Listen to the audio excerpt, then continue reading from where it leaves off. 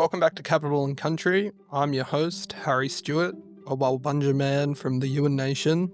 Today we're going to dive into what Labor promised, keen to go through line by line, dollar by dollar of what they took to the election, what they promised, and after cruising to re-election, Prime Minister Anthony Albanese and ALP have dropped quite an ambitious policy agenda. Tax cuts, housing, health, renewables, you name it, they've pledged it. But I think it's worth asking the question whether it is transformational or it's just tactical. So let's break it down. So first I want to touch on the tax cuts and cost of living. From July 2026, more than 12 million workers will get tax cuts worth $268 in year one and $536 annually after that. There's also an instant $1,000 deduction for work expenses. Add to that, they're looking to make PBS meds cheaper, energy bill rebates, and freezing the draft beer excise because politics. So I think with that, at the end of the day, tax is this ongoing tension between individuals and income tax and being taxed to afford services that the government then provide to us as the populace. And I think I am quite supportive of bringing down tax. I think the main reason that I'm so for it ultimately is that I earn a decent living. And so I think I need to sometimes sit back and remember all of the good things that my tax goes towards, whether it be NDIS, whether it be defense, whether it be education, whether it be, Medicare. Although I might not be the direct and most consequential benefit of these, I think that I need to take a step back and just remember how fortunate and lucky we are. But look, ultimately, happy with tax cuts, happy with instant deductions, especially for lower income households, which will really benefit from some of these policies that they've brought. PBS meds, really keen to see that. And so tax cuts and cost of living, pretty happy with that. So moving on to health, which I think was the most impactful policy for the ALP during the election. I think that, Albanese and the government continuously prosecuted Medicare as an Australian staple, an Australian icon. It's turning 40 years old this year. And I think that, it has helped millions and millions of Australians out. I know that I am and have been a beneficiary of bulk billing. And so I think that that was definitely the strongest and most on point and consistent message during the campaign. And so I think if there was an area that the ALP really needs to deliver its promises on, it is health. And so just looking at the numbers, 8.5 billion to supercharge bulk billing. Like I said, I'm a beneficiary of it. I know a lot of young peers that are really keen on being able to bulk bill when they go to the GP. And so that's very welcome. A 24/7 Medicare hotline, 50 new urgent care clinics, mental health, aged care, kids' body image, LGBTQI plus medical training, and 2.6 billion for another aged care nurse pay bump. Like I mentioned, Medicare turns 40 this year. It's good, but I think that this is a serious upgrade that it's needed. And I think some of the other peripheral stuff like mental health, aged care, kids' body image, I think that's just really important. At the moment, there's a crisis among young people, young Australians. I think social media is playing a large role in that. And so, it's great that we're seeing money put towards this, but it's also sad in another aspect because we shouldn't have to be paying for the treatment. We should really be blocking it at its root. So look, a lot of good in there, but I think a bit of a mixed bag, and I think it's suggestive that some of this is treatment for things that we really should be tackling at its source. Housing, I think that, if Medicare was 1, housing is 1.2 in terms of what was important during this election. I think, as a young person, 26, has been a professional for the better part of half a decade. I think for me, housing and, growing up in housing commission, housing is a massive, not just for me, but I think as Australia, we've got a housing market that's worth trillions of dollars. It's the biggest asset market for Australians. Super doesn't come close. The stock market doesn't come close. Housing is the pinnacle of success in Australia, and a lot of people's wealth, but also livelihoods, living standards, the life that they want to live, the people they surround themselves with, their self image. It's all tied up in housing. I was sitting there thinking in our 1 bedroom apartment in the inner west, which we absolutely love, but I am a massive entertainer. I would love to have 10 friends over every night and I would cook massive meals, but it's just not possible. It's just not possible in our current homes. And we rent, by the way, and the rent is quite expensive. We have friends that live downstairs in a 2 bedroom split level apartment, and we pay like $100 less than they do, and it's already getting close to 4 figures a week rent. And so I just, apart from work, and a lot of people work from home nowadays, but apart from work, you spend most of your time at home. And if it's an environment that you don't feel that you can be your full authentic self and you can spend time with the people that you love and you care about and do things that you like. Some people might like a small place where they can just be recluse and spend time by themselves. But I think for me, one, growing up in housing commission, housing's, a big part of making sure that I'm feeling comfortable and secure and safe. But I think two, it also allows me to expand and put my full person out there.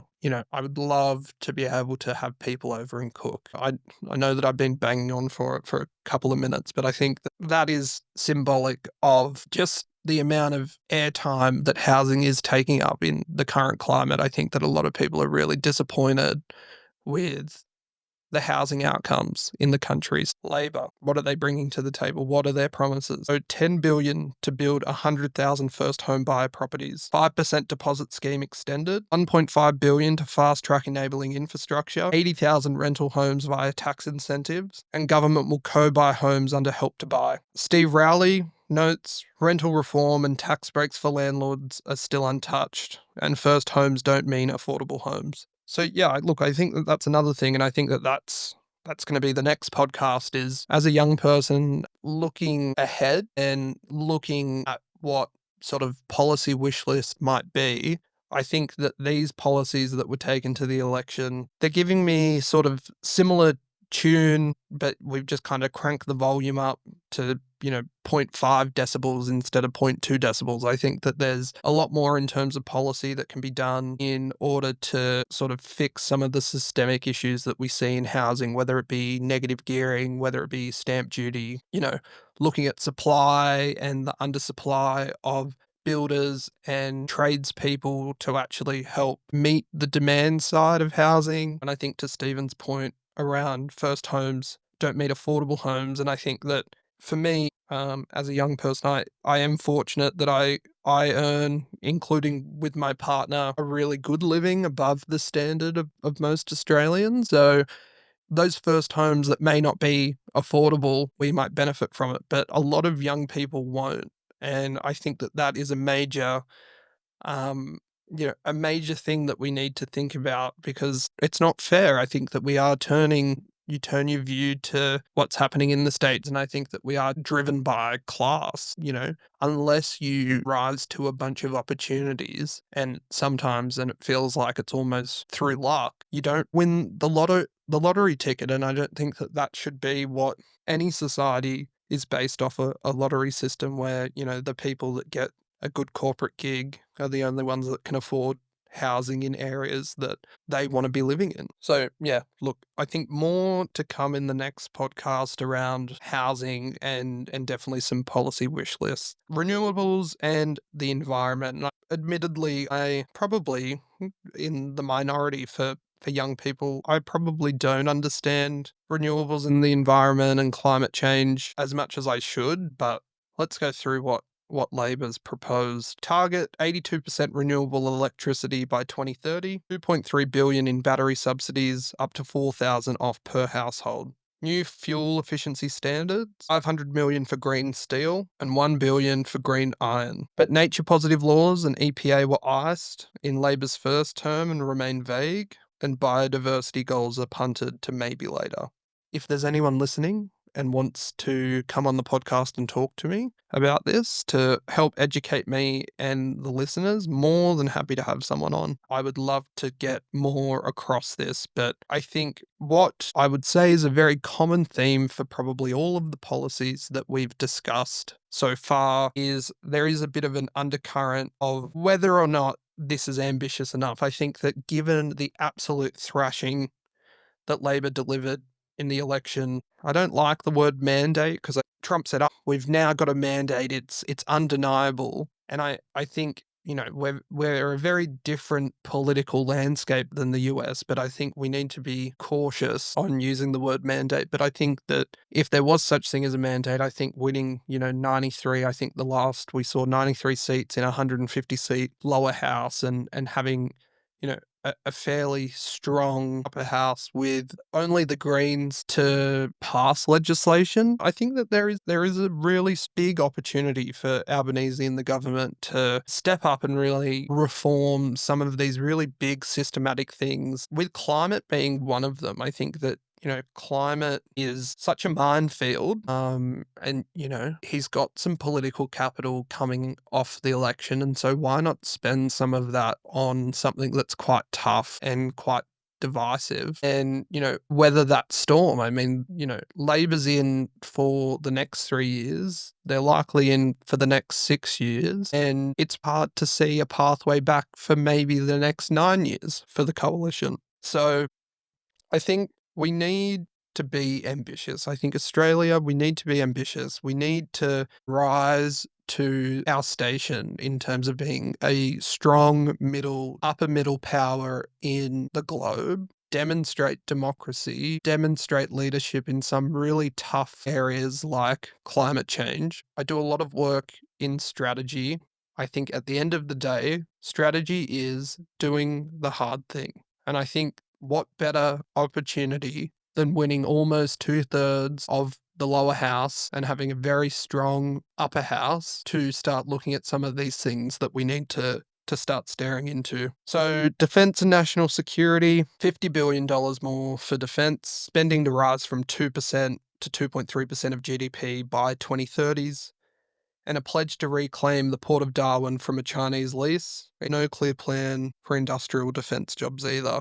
Look, I also think in the next podcast around the wish list, there's going to be a big discussion about AUKUS and looking at the relationship that we have with the US. At the moment, we're seeing tension in India and Pakistan. We've got the war in Ukraine. We've got conflict in Israel and Palestine. I think that it's a necessary evil, and I am, fairly supportive of increasing our spend as a percentage of GDP. I think that if we're left behind with spending on defense, I think that we put ourselves in vulnerable positions, not only here domestically, but I think internationally in some areas like the Pacific where, we clearly want to be an influential voice in that space. And so it makes sense to make sure as tensions rise globally and spend seems to increase across the board, um, with different countries,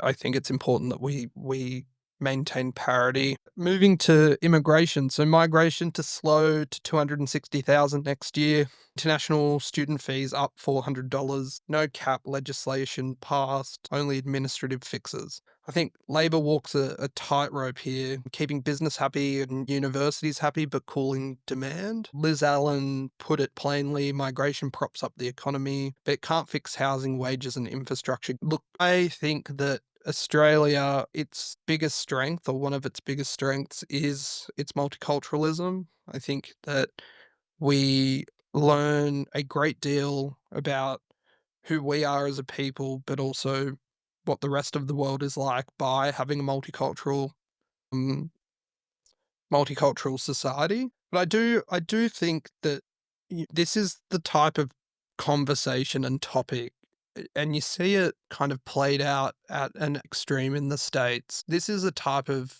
topic that is almost a lose-lose in terms of talking about it. If you say, "Oh, we should decrease immigration," you're probably going to get slapped with a racist label. If you say, "Well, let them all in," then I think you get into a territory of being labeled a globalist. And I think that this is a topic that is worth having a nuanced conversation over and bringing down the temperature around it. When we look and if we say that housing is 1.2 in terms of the message and the overall um, biggest consideration in the election, there's trade-offs. So you can have it all, but you can't have it all at once. So if we want to look at housing, especially on the demand side, immigration plays a role in that. It is worth looking into. I don't have the answer, but yeah, running the risk, running the risk of being cancelled. I think I'm going to move on from immigration, but I would love other people's opinions. What are their desired policies for immigration? What are their desired outcomes for it? How do you think it interplays with some of the other policies or the wish list of policies that you may have? So couple more. I might package up education. No, we'll do education by itself. I think it's big enough. I think it's big. I think education is big enough to do it by itself. So education, 20% HEX debt cut for 3 million people. I think last I checked, my HEX was probably $60,000 from my MBA.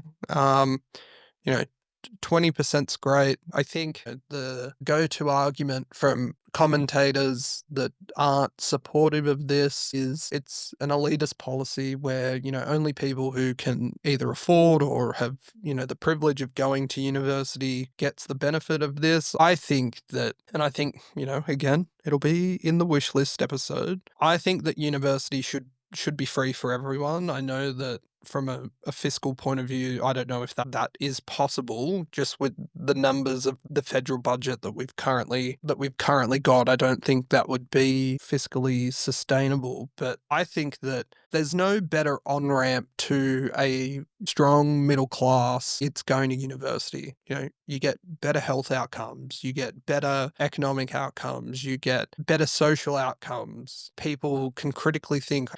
We take a scan of the global environment. We look at Trump and his attack on institutions under the auspice of trying to fight anti-Semitism. I think that he's trying to fight critical thinking. I think that his base of supporters ultimately are people that don't critically think. And I think that we need to watch this cautionary tale from across the ocean and make sure that we're doing all we can to make sure that we're a robust multicultural society that critically thinks about things. And I'm not saying desert your ideologies. I'm not saying desert your morals and your values. I think that we just need to turn the temperature down and have an environment where we can all have our thoughts and opinions, but overlay that with some critical thought and analysis over the top. But yeah, look, I think university, it is the biggest on-ramp to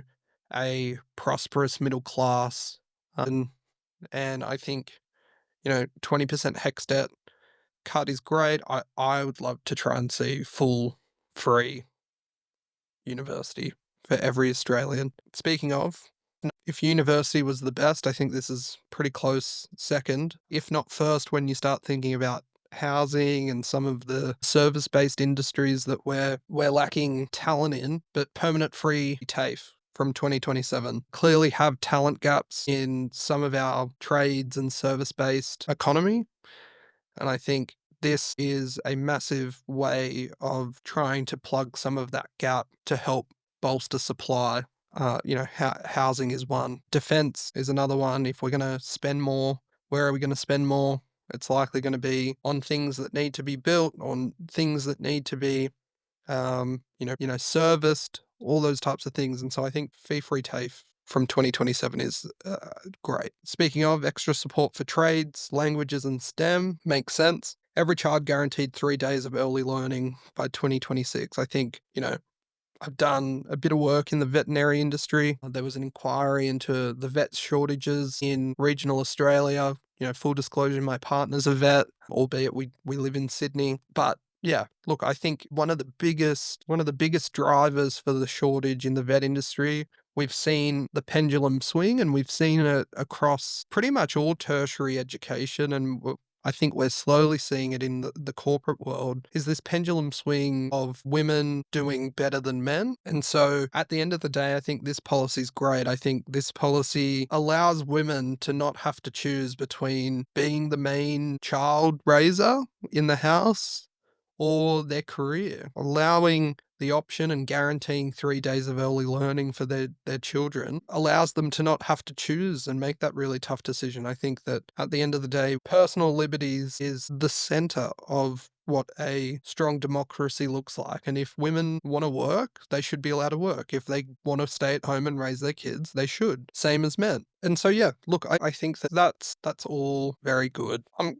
going to wrap the last couple all into one. And I'm going to go pretty quick on this because this 15-minute podcast has turned into more of a 30-minute podcast. So, industrial relations. So, ban on non-compete clauses under 175K, penalty rates protected, wage theft crackdown. Yep. Oh, look, pretty supportive of all those. I think non-compete clauses under 175K make a lot of sense, especially in some service-based industries like, you're starting to see non-competes in hairdressing. At the end of the day, someone's talented at using scissors and a shaver to cut someone's hair. You as an employer shouldn't be the arbiter of whether that person can go off and do another hairdressing job. So I'm fully supportive of this. I think at the upper end of town, when you start making some good money and you start working more intimately with corporate IP and strategic vision of firms, that makes a bit more sense. And another one, I think this wage theft crackdown. So a bit of an anecdotal story, but I was spending some time with my mother and she knows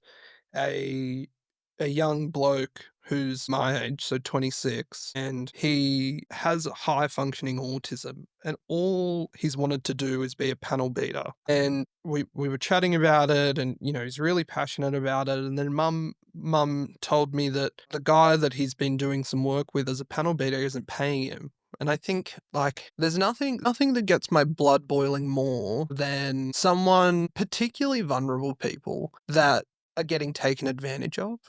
We sometimes put things in place, whether it be ASIC, whether it be the ACCC, whether it be Fair Work. We have all these great intentions and great policies of putting things in place where we can sort of tackle some of these issues. But I think at the end of the day, it's up to the executive to administer and govern those regulatory offences. And I think if we don't fund it correctly, it's really hard to do that and get good outcomes. I think we get into a position where the legislation is the most important, but the governance of it afterwards is, we've ticked a box, we've got it, we've got the legislation in, and now how we operationalize it, who knows, and whether it's good and whether it's driving great outcomes is another question.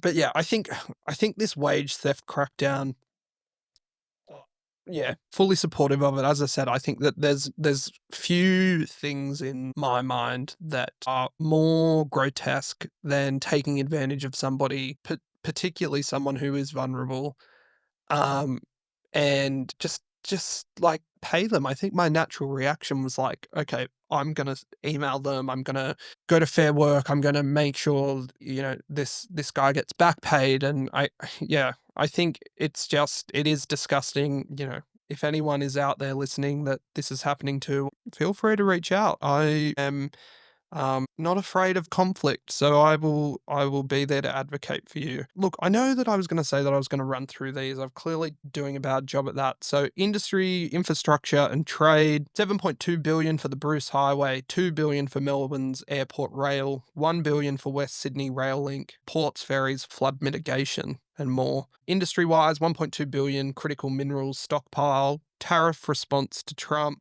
and local procurement for Aussie businesses. Public safety and social policy, more women's refugees, domestic violence support and law changes, extra funding for Crime Stoppers, anti-Semitism, security and trauma recovery services. Communications and government reform, 3 billion for NBN upgrades, forced universal mobile coverage, cuts to consultants and more public services. EPA, finally, being legislated, 4-year terms for the House, still no referendum. I think some of these are probably more, 4-year terms for the House, I think is more of a wish list. I'm not sure if they took that to the election, but I think that's probably more of a wish list. And then, not the best till last, because gosh, it's pretty abysmal, but Indigenous Australians, all quiet on the Indigenous Australian front. 6 million for junior rangers, great.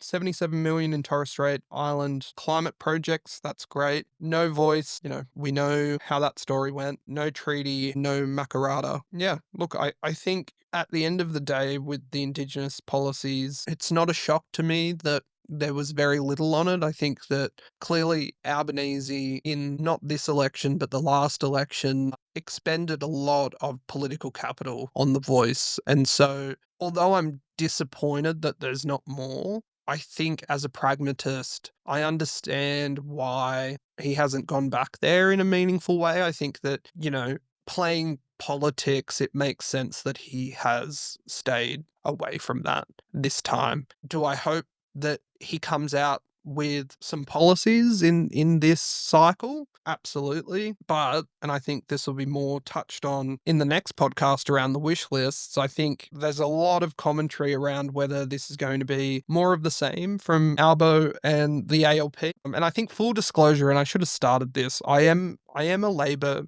member more recently. So a couple of weeks before the election, I was having quite a big chat with a founder of one of the big law firms here in Australia. I'll let you guys dig out who you think that is. Um, and I said, I'm doing my Juris Doctor.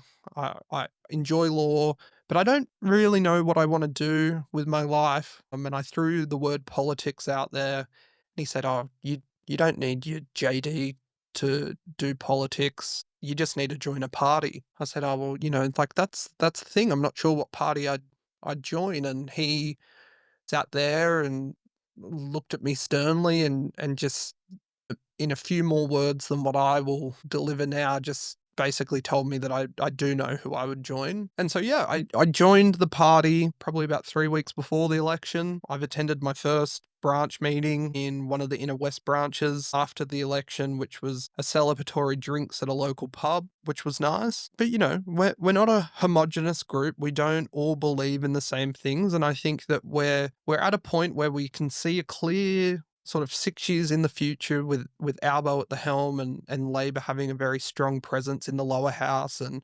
arguably a strong presence in the upper house. And so I think for me, is it going to be business as usual? We prosecuted these policies at the election. We won. That's it. We deliver on what we've offered in the election. Or is it, a more Hawke and Keating reform agenda? Do we start looking at some of these big things that I think people are getting quite frustrated over, whether it be negative gearing, whether it be climate, whether it be defense, immigration, AUKUS, infrastructure?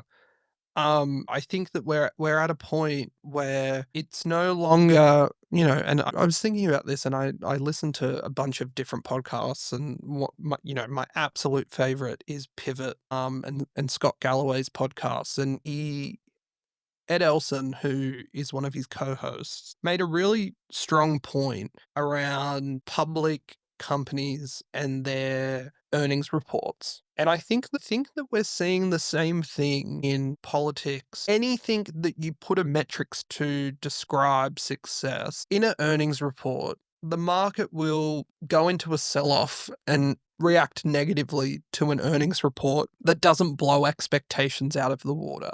And for me, that makes no sense. At the end of the day, we set expectations, and if we meet them, that's a good outcome. And if we slightly beat them, that's a great outcome. But I think we're in a time where people aren't willing to just meet expectations. And so it'll be interesting to see. I think that, again, next podcast, listen in. It's around the wish list for policy. Do we want to just be business as usual, or do we want to drive some really strong reform in a country where we probably have the opportunity to do that and really entrench some of the reform? Like we talk about the voice and people go, "Oh, well, can we legislate it?" People go, "No, no, no, it has to be constitutionally recognized. Otherwise it's just going to get legislated out in the next Liberal cycle." And Look, I think that, there's definitely merit to that, but I think for me, we've got at least 6 more years, and if not probably 9, if we could legislate a voice and entrench it and show that it's successful enough and, the people on the voice committee aren't, coming for people's houses and cars and, you know, all these awful things that were alleged during the campaign, which would never have happened. Is that better where we get to a point where it works well and then the next Liberal cycle they go, you know what?